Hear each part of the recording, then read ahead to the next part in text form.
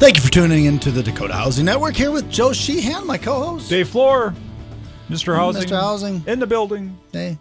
Joe Close It in the building. We haven't said Joe Close It forever. Well, the blog got retired and, we changed the Facebook page to Mortgage Talk 101. You closed got it. Retired. Yeah. We're way behind on our electronic media maintenance. Yeah, and our Wi-Fi is not working this And our morning. Wi-Fi is not working. We got service. We got cell phone service, so we're good to go. But I came through, Mr. Housing. I printed off. Because you would I went the old-fashioned way. The old-fashioned way. Printed it and brought it. He earned it. I earned it. Yes. So what's Freddie say? Okay, Freddie Mac, the interest rates lower this week. They were coming back the last 2 days, though. They're inching up. But Freddie Mac's mortgage market survey, which is actually a day or two behind the times, 30-year fixed rate mortgage averaged 3.84% with an average of 0.6 points for the week ending August 27th. That was down from last week when it averaged 3.93. A year ago, the 30-year fixed was at 4.1. The 15-year averaged 3.06. That's down from last week when it was at 3.15. And a year ago, the 15-year was at 3.25. So interest rates, again, pretty darn good. Below 4% on average. You're going to get right around there. Pretty good. Looking good. Looking good. P-U-R-D-Y, Purdy. Pretty good, Larry, Purdy. the cable guy. So, yeah, and they All right. Get her done. Yeah, so we got the mortgage market guide coming out. They got a couple things to say. Mortgage bonds open near unchanged, but were pushed lower by strong U.S. economic growth. Reading, the government reporting that the second quarter for quarter two gross domestic product rose by 3.7%, well above the initial reading of 2.3% and above the 3.1% expected. Did you feel like you rose your productivity? I do. Your domestic product by 3.7% last quarter? I feel. Did you feel that? I feel Jim, did you feel that? Did you feel it, Jim? Did you feel your productivity? Did your GDP go up 3.7% last quarter? Oh, I thought it was at Alka-Seltzer. Oh, okay. All right. The gains were led by an increase in business investments and uptick in consumer spending. And we did hear that. I spent money. We did hear that consumer. I had to buy a water heater, so I spent money. Of course, that was third quarter. The 3.7% comes after the anemic reading of quarter 1.6%. Within the report, it showed that the core PCE rose to 1.8 at the annual pace of 1% in quarter one. So inflation's still basically tame. Yeah. And rate hike is, with all that's going on. I think you're buying lunch, man. I think I'm buying lunch for Greg. You're invited, too. Jim, you're invited. Weekly initial jobless claims fell.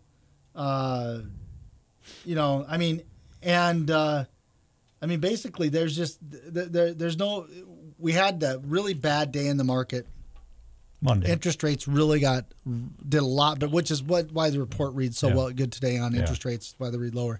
Interest rates have been getting worse yesterday and today. Through the last few days, and currently trending worse right now. Just based on all this good news now that's in the economy. I just saw this morning the stock market, big plunge. What did it go down? 600 points on Monday? Right. Yeah, and it opened up like 1,100 points down. But now it's in the green for the week. Right. Yeah. So it's recovered the last 2 days. So the way you spin this, if you're in the investment circles, is best recovery ever.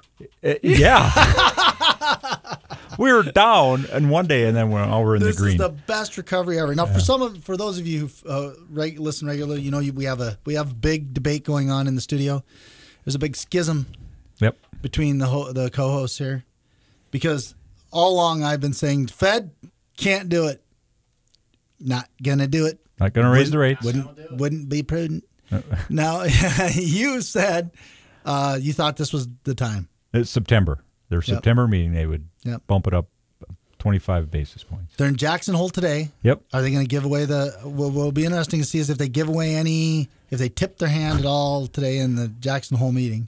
They'll be nuanced. They'll be I nuanced. think is the word, right? Yeah. Their comments will be nuanced. Today's. And if I lose, we entered a wager last week. Whichever one of us is right, has to buy Greg Larson lunch. Buy Greg Larson lunch. And I've invited yourself and Jim to lunch. That's why we're going to enjoy. That's why we're going to the bistro, Jim. Yeah, okay. I was going more for, Jimmy John's, Subway. Scotty's. Yeah, well, Scotty's would be good, yeah. But, wherever. Okay. Yeah. All right. So today's news does bear well for the idea. If this continued, if there was more good news before they met next week, that could spur them on to maybe go with your suggestion. Maybe. Yeah. And raise the rate. The only thing not there is inflation. Yeah. And it's just really tough to raise rates without inflation. Right. Yeah. The GDP thing, that's one factor in favor of maybe raising it. The economy's a little bit better. But I think you're right on with inflation just isn't quite there yet. You had a bunch of consumer spending. Yeah. You had growth in the GDP, and you still didn't give me any inflation. Yeah. Well, they said here too. I'm reading from Barry Abib, the MBS Highway, talked about that raising the GDP was actually due to not an actual sales, but the inventories that companies built up. So if they get rid of those over the next quarter here and don't replace them, that means the economy is really not doing that great. So there were some great back-to-school sales. So it's kind of like a behind-the-number thing. Yeah. Yeah. They're building up for back-to-school sales. Exactly. They were great back-to-school sales. Yep. We tell you what it all means here. We have a guest. We have a guest later on, a phone guest. As we go into the break, we'll come back. We'll tell you what's going on in the greatest and latest housing news. But in the last segment, you're going to want to be around for Troy Hernandez. Tony Hernandez. Tony Hernandez, sorry. Yeah. Tony Hernandez. He's a big administrator. What's his position? He's the Rural Development USDA Director. Administrator, they call him, I guess, there. He's above Joaquim, isn't he? Yeah, yes. This is the big Joaquin dog. Is just the home ownership side. He's just the home ownership guy. Yeah. I thought I was doing something when I met Joaquim. Head cheese. Now we're going to Tony. Yeah. Tony's he's got the president on a hotline. He could. Head of it all. Yeah. He's going to be in town, folks. Next week. He's gonna tell you all about it here live on our show. All right.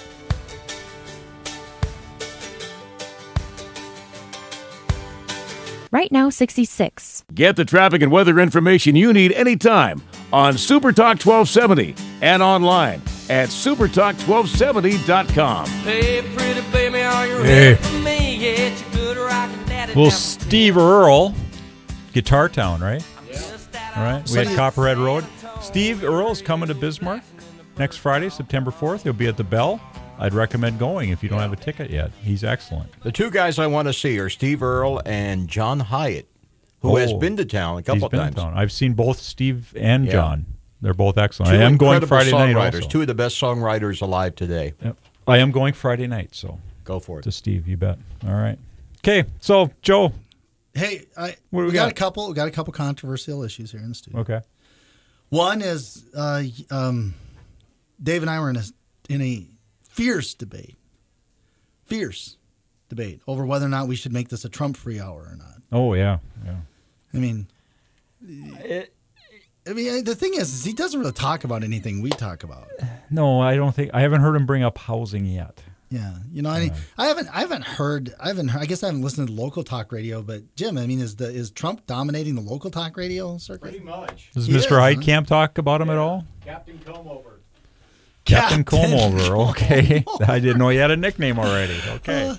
So I bet he doesn't. I mean, the thing of it is in the future, you would think as a presidential candidate, housing is going to become an issue that he's going to want. I mean, who's larger in real estate development than he is? He's a real estate mogul. That's what he is. Yeah.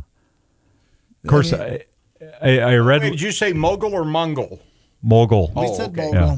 I thought you were going to do it like a Genghis Khan reference. No. Well, I guess some people would think he's the Genghis Khan. He has pillaged and plundered. Well, Megyn Kelly from Fox probably considers him to be a Genghis Khan type. He pillaged and plundered a couple times, didn't he? Yeah.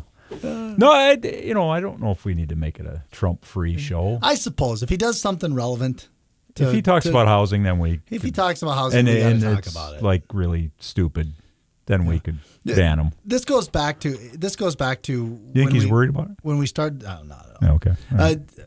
And for sure, if he was, he would say he's not. So either way, but this goes back to when we started the show early on, back in Mortgage Talk 101 days. It was a health care free hour because, gosh, you couldn't turn on anything without somebody screaming and yelling about health care. Obamacare. We wanted to be like the green zone. Yeah, we wanted to be like the green zone for health care, where it's like, promise you one thing. If you're someone who didn't want to talk about healthcare, you could come listen to this show and it wouldn't show up for an hour. And so now we're talking. It seems like Trump's everywhere. So we were thinking, do we want a Trump free hour or not? And that's and so we were debating on. But if he does something relevant, I agree with you. If he does something relevant, we got to talk about it. Unfortunately, presidents tend not to really talk too much about housing ever. Fortunately, unfortunately, I don't know. Yeah. Probably fortunately. Yeah. Obama's maybe done a little bit more than Bush did. I don't know. Reagan did. I think talked a bit about housing, didn't he? Yeah. Bush came out with some really strong statements about housing. We did early his first 4 years. And then he came out with a mind changer. It was a huge statement where he said that he felt like housing was being overbuilt. It was too hot. Yeah. He came out and said that the lending was too risky. Wow. It never got reported. Yeah. He did. They did. That just never got reported. Like I think he made some of the most audacious statements contrary to the sentiment at the time, but nobody reported them. Yeah. Well, and maybe that's the problem is that they might say something, and if it doesn't get any traction with nobody anybody, they move on. Yeah. Because this isn't going to move anything. Yeah. I mean, clearly Obama had more policy statements. And he kind of had to. Yeah. Because of what was going on, and housing was such a big factor in what happened in 2008. HUD and you had HUD and Fannie and Freddie, and they were at the front door. Yeah. He didn't have much choice but to address. If you answered the door, there they were every day for a while. Exactly. So that's true. But so if he says something, but what was our other controversial? We talked about the interest rate debate. I keep forgetting about. We have so much controversy. USDA. USDA. Okay. So we got Tony Hernandez coming on. Yep. And he's the USDA. He's the Rural Housing Service Administrator. Yep. So he's focused on the housing part big of dog. USDA. Yep. He's the big dog. He's coming to town. Yep. They just raised their upfront premiums. Yes.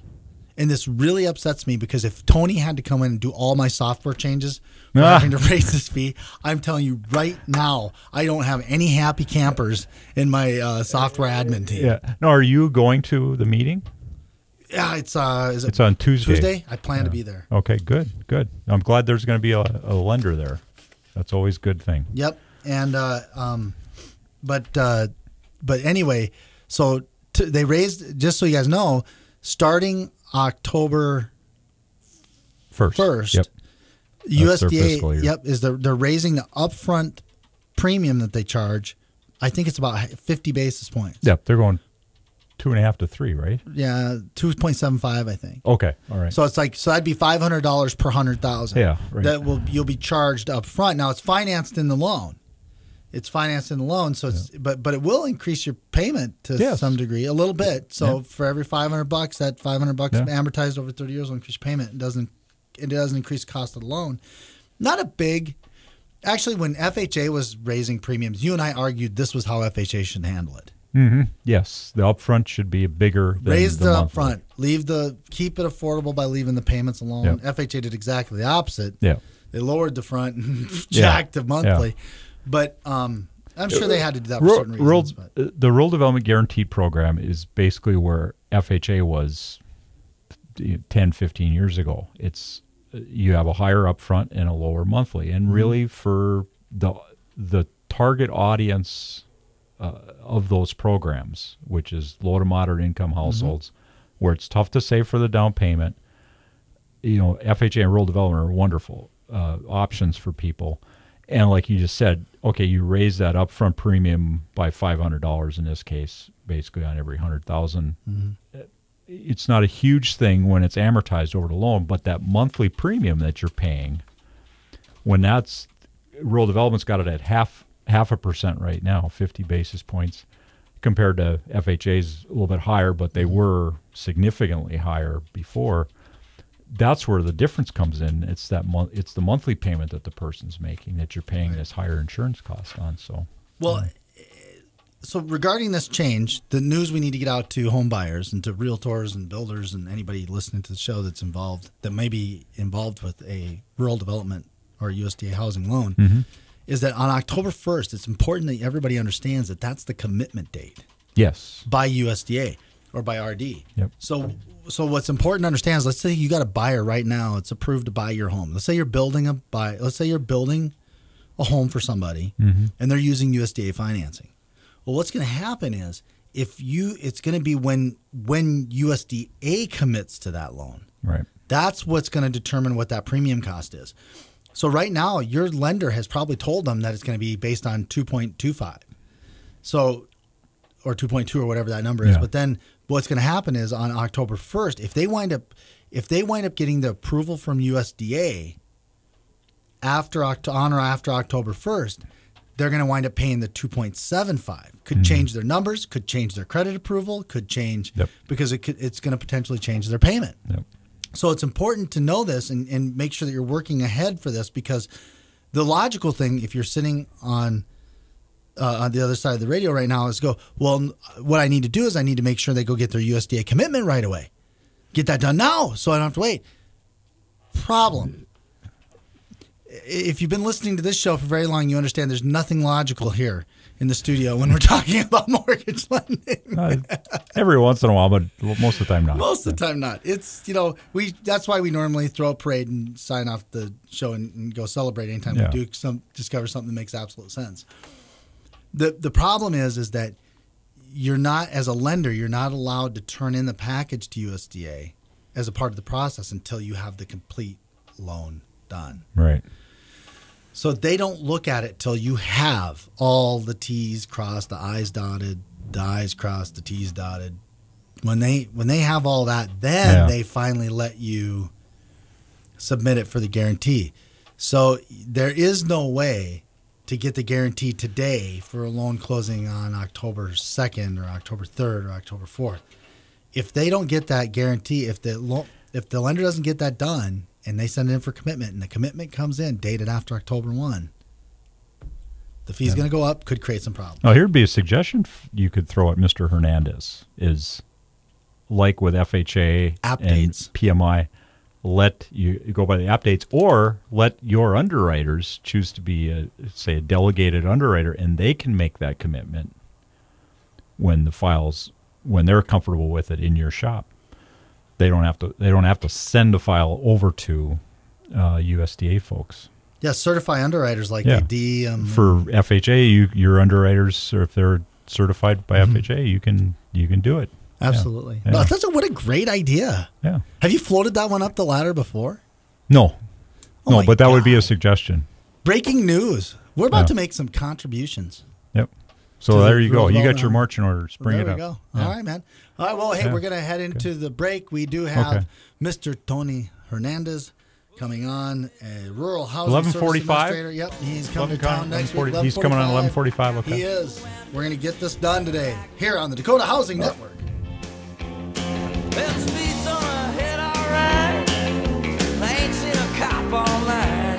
Since Dave on the road, and I'm gonna make it home tonight. Right now, 66. Get the app called Radio Pup for your iPhone and take us everywhere you go. Bismarck and Mandan's own Super Talk 1270.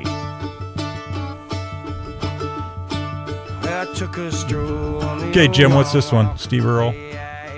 Galloway Girl. Galway Girl. Galloway Girl. Galloway Girl. Okay. Yeah, I was in, going to say, we don't want Ireland. girls to go away. No. Galloway, as in Ireland. Okay, Steve Earle in town September 4th. Go. And we are back on the Dakota Housing Network. All right. Coming up at 11:45, we got Troy Hernandez, the USDA I hope he's Rural Housing Administrator. going to call him. Hopefully he's there. We got some big ideas for him too. Okay. Some big ideas. Yep. But in the meantime, let's talk about What's insurance. This article popped up on Homeowners insurance. Everybody from cares about that. Housing Wire. So you get your homeowners insurance, and usually you think, well, it's just, it's based on what the cost of it is based on what I'm insuring, right? Value of my house, all my stuff that I got. Well, guess what? You better watch your credit scores. I think we talked about this before, but it's very important. InsuranceQuotes.com did a study.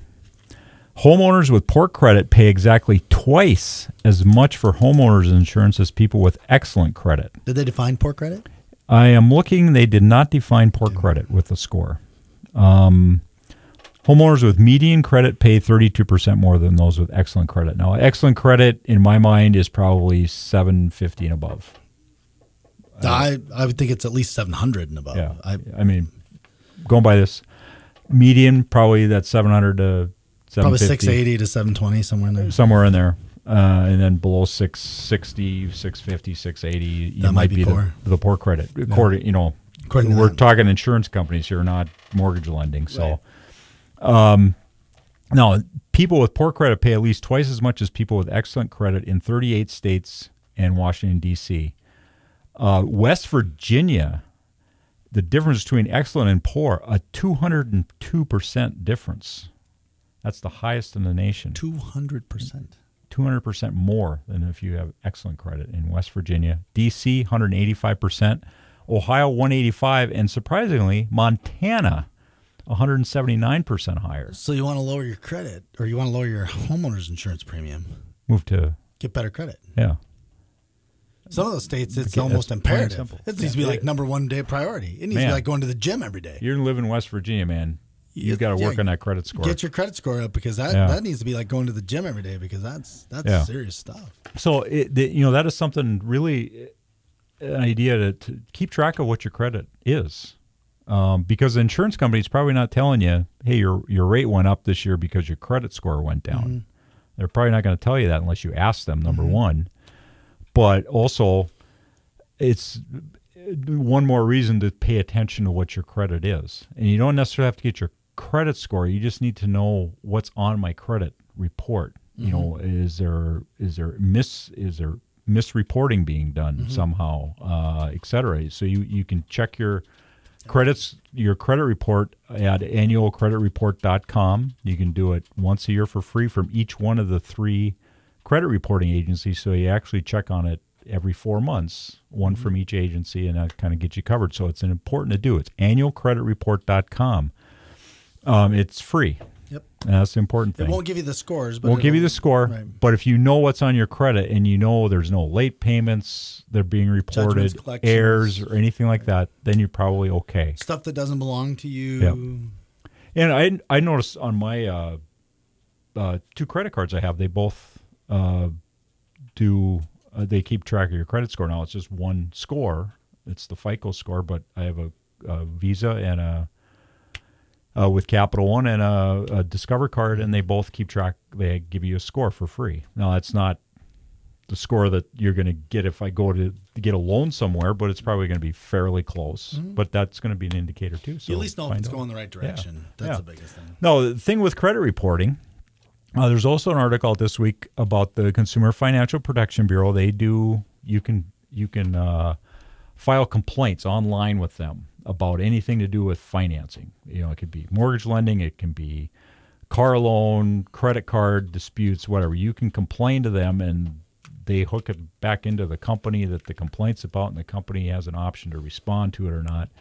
And one of the things is you can complain about your credit report on there if you're not getting satisfaction. And CFPB found their latest report they released on this said that the complaints against credit reporting agencies has risen sharply in the last quarter. Now, our experience at North Dakota Housing with some of the credit reporting is we report on all of our loans that we're servicing. We send in a credit report monthly, and we see a lot of we'll report something. Person's got they were late 30 days or something 5 years ago, and it's being incorrectly reported. We report it. Here's our file.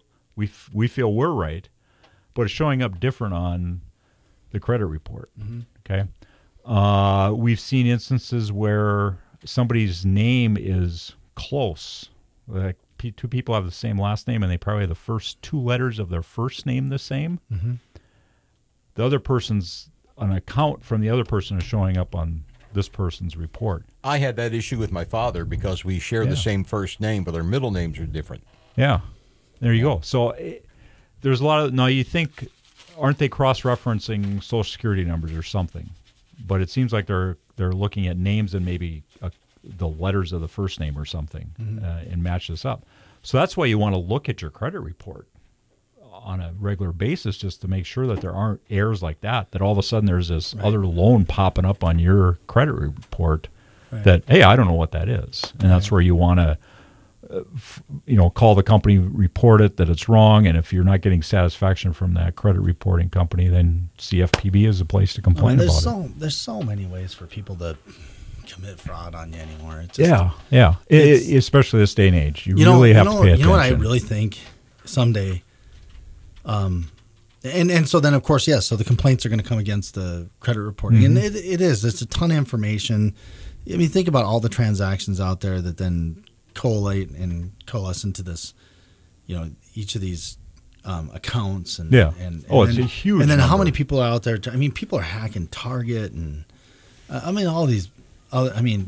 Just there's just so much out there, and then you've got waiters and waitresses that will steal your credit card off your credit card number at a restaurant. I had that happen in Florida. Turns out I was buying gas in San Francisco. There you go. I was in Bismarck, North Dakota. You're a globetrotter.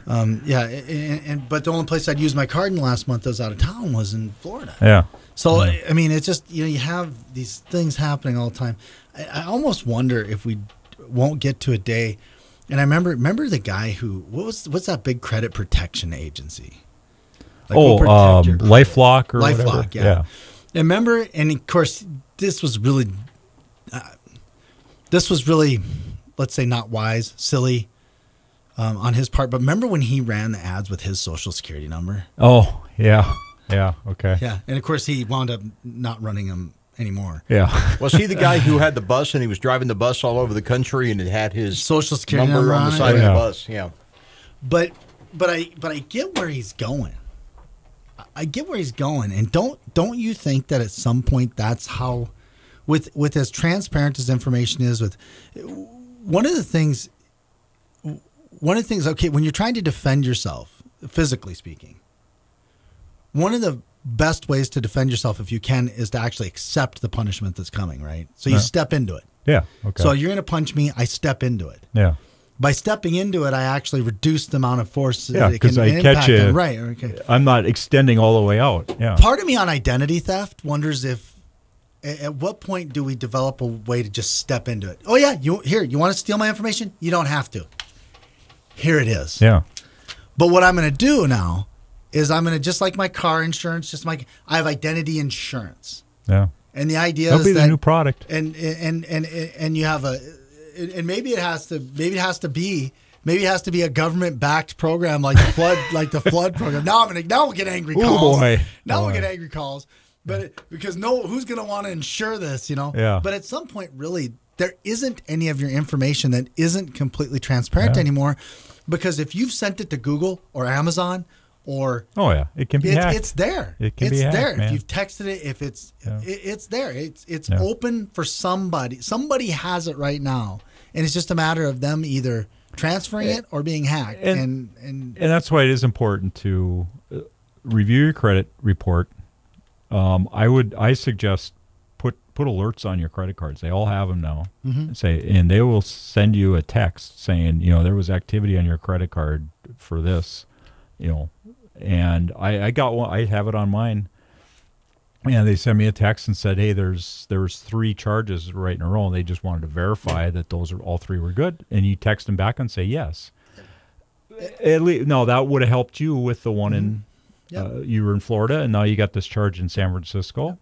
Hey, at what point would it just be that you just pay for insurance that gives you all the services, locking your stuff up, notifying you right away, and then insures you against theft? Yeah. And we just don't try to protect our information at all. Yeah. I almost wonder, then you just take away for the theft. And you don't like it, and you say, freeze my accounts.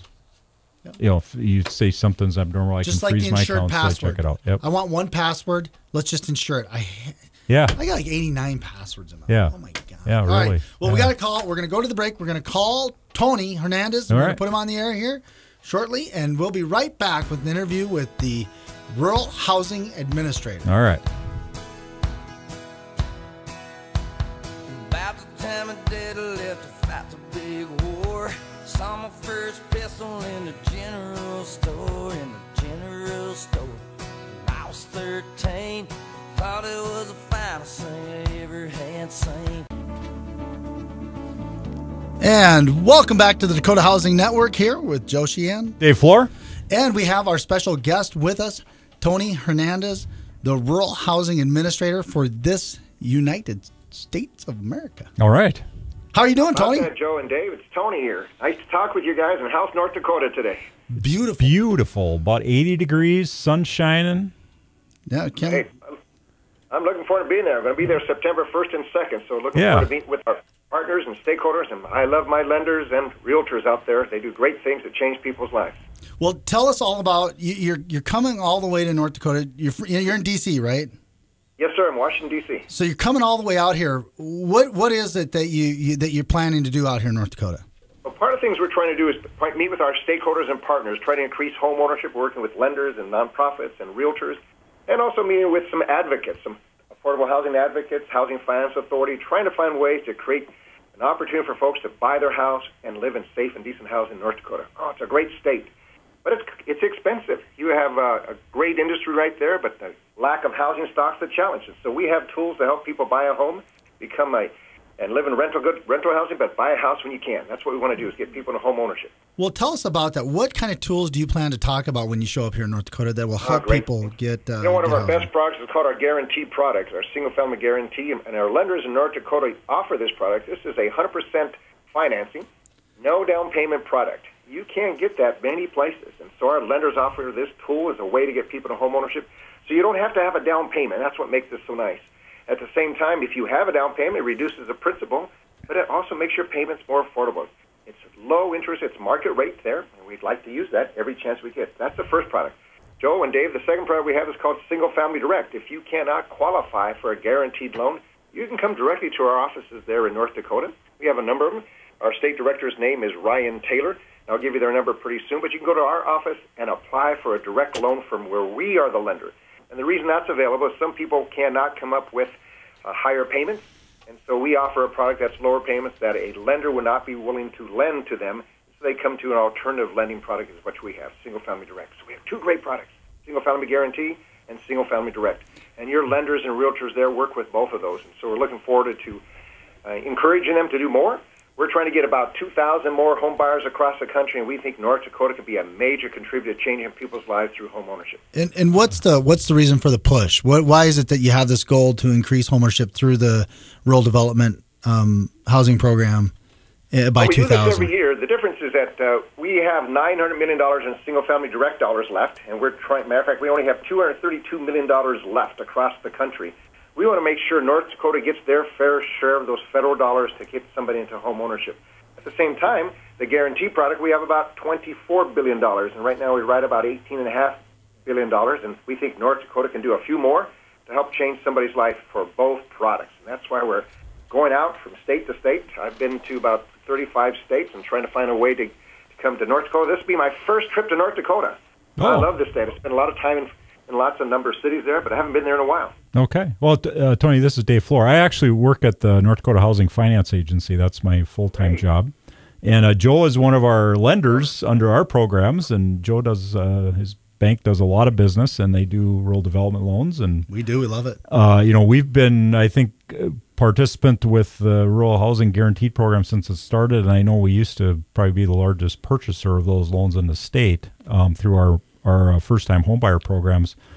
So we've always, certainly promoted the program and made great use of it. But it sounds like there is a lot of money left in the kitty, so to speak, that that is available to people. So it's good that you're coming and talking to everybody, and maybe hopefully get some ideas from us. Yeah, we're in Tony. Just so you know, we're really lucky here in North Dakota. First of all, the housing agency we have that Dave runs the home ownership division.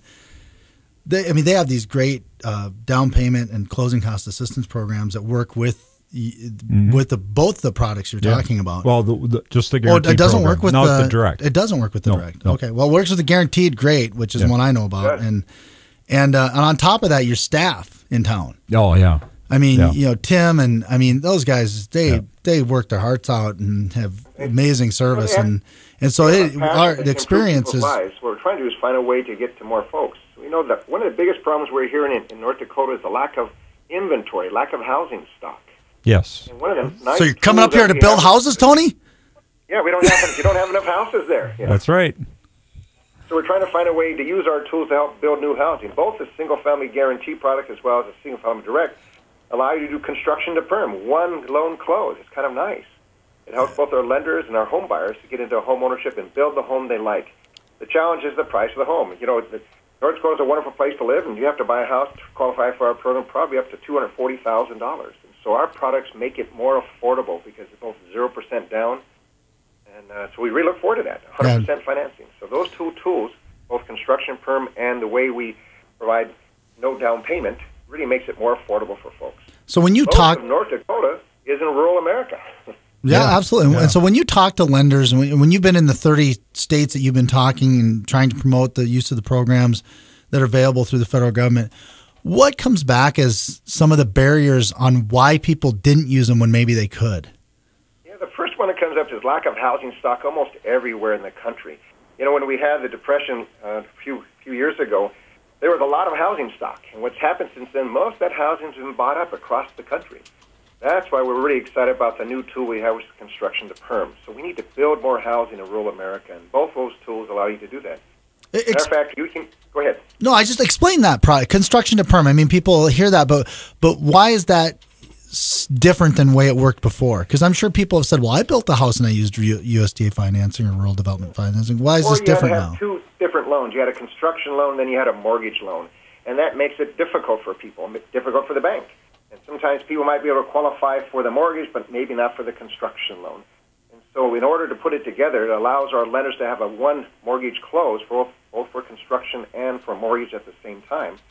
That makes people easier to get into a home, much easier for the lender to front the dollars up front to get the construction in the draws so the house is built. So it's an easier process for folks. So you can actually build your dream house, and you have a great lender partner to help you get there. Yeah, that's a huge barrier, folks. What Tony's talking about is when you come into, if you were to come into Cornerstone Bank and try to get a construction loan, typically my construction lenders are going to require that you put 20 to 25% down at least. And so, but the problem is, or the great thing about the rural development product and the rural housing product is that it doesn't require any money down. And so there's always that. So there's always that problem of trying to build a new home and get the money. You can afford the final loan because you don't have to put any money down to have that, but you can't take step one to get to step two. And so this is really great news to be able to say, hey, we don't need step one to get to step two. Step two now is step one. That is really big news, Tony. On top of that, we have people that are renting homes. And for example, I have a story of a single mom in Lincoln, North Dakota. She was renting, and as you know, the rents have been increasing in North Dakota because of the oil boom that's there. And so she looked at it and said, gee, could I buy a house with the rent increase that's going to happen? Turns out she could buy a home. And so we're creating new opportunities for folks with our products to move from rental property to home ownership. Now, it's not going to be for everybody. But I think with a great lender and a partner and a realtor that can help you figure that out, we can move more and more folks from North Dakota into home ownership. Well, Tony, another thing I think is important to point out for the public out there is that the guaranteed program is really now a self-sufficient program. Doesn't require any appropriation from Congress. Right. Yep. So that's great. This is a program. It's a federal program, but it's not got any appropriations tied to it. It's self-sufficient. That's a big move. It's a big excellent one. Yep. And that's for different type of groups. We have for more moderate income folks go for the guaranteed side, and they can't qualify. Maybe then you go to the single family direct. Yeah. That's where we need that partnership with the lender. The lender says, you may not qualify for this, but I know another product that you would, which is single family direct. Go talk to your USDA rep. They'll help you get into home ownership a different way. And then when you buy that house, you can sell it and you can come back into a guaranteed product, and that lender can offer that product to them. There's a way to increase homeownership using both products in partnership. Yep. And some of these in North Dakota, you're exactly right. There's lots of rural housing opportunities in North Dakota. Some of these towns that the whole town is qualified. Yeah. And for sure in Bismarck, Mandan, areas that used to be kind of out of town where you qualified for using the rural housing product. Well, now they're right in town, essentially, because the growth. They become the town. Yeah. And that's why our product is really designated for folks in rural America. If there are other products that people qualify for, they should go to those other products. Ours are for folks that are in rural America. And so we're trying to make sure as many customers know about the product and spend time with the lender partner. The lender is your key to getting this in partnership with a realtor. You need them both. Yeah, and the realtors, it's important that they know that both those programs exist because if somebody gets turned on for the guaranteed loan or an FHA loan or whatever it might be by a lender, and the lender doesn't refer them to the direct program, maybe the real estate agent can. That's right. Matter of fact, we have a lot of realtors and nonprofits. Actually, we're doing a training there that same time in there. We're working with the Housing Assistance Corporation or Council. Okay. They're providing training for home loan packaging. What we're trying to do is use a nonprofit there in North Dakota to bring folks into home ownership, do home buying training, at the same time getting a nonprofit to help us submit loans. And the way to do that is you work with a realtor and a lender to try to get the right loan, the right product, get somebody to home ownership. So that's going to occur on September 1st through the 3rd there at the United Tribes Technical College there in Bismarck. We're going to do that on the 1st of September. Well, speaking of that, we're in the last minute and a half here. Tony, give all the information. Who, what, when, where, who comes, where do they find you? Well, they should call Ryan Taylor. He's the state director. His phone number is 701-530-2061. Or Bill Schaefer, who's the program director for both Guarantee and Single Family Direct. Bill's number is 701-662-8634, extension 144. But the key is call USDA, call your lender partner, call your realtor. Let's get more people into home ownership in North Dakota. And we'll see you here next week out at the United Technical Tribes. Thanks, Tony.